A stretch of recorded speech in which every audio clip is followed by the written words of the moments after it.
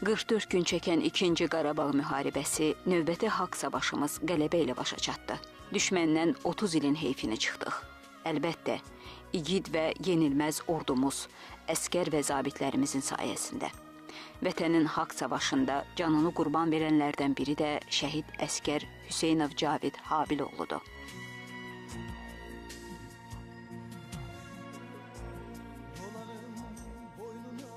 Cavid 1994-cü il aprelin 1-də Cəlilabad rayonunun Hamarqışlaq kəndində anadan olub. 2012-ci ildə hərbi xidmətə çağırılıb.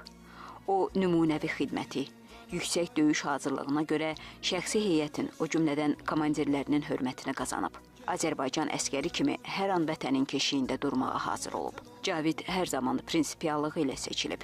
Məhz bu xüsusiyyəti səbəbindən komandanlıq ona dəfələrlə təşəkkür edib. Cavid haqqında yazılan növbəti təşəkkürnamələrdən birində hərbi hissə komandiri Elçin Hacıyev belə oğul yetişdirdiklərinə görə onun valideynlərinə təşəkkür edib.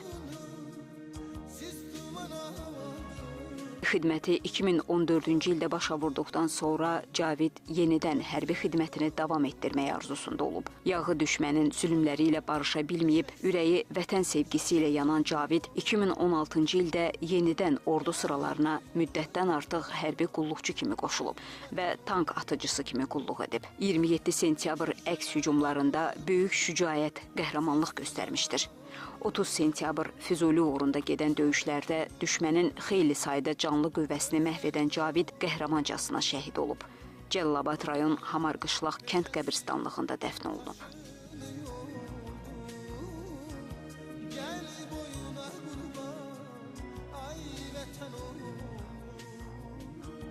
Allah bütün şəhidlərimizə rəhmət etsin, qəbirləri nurla dolsun.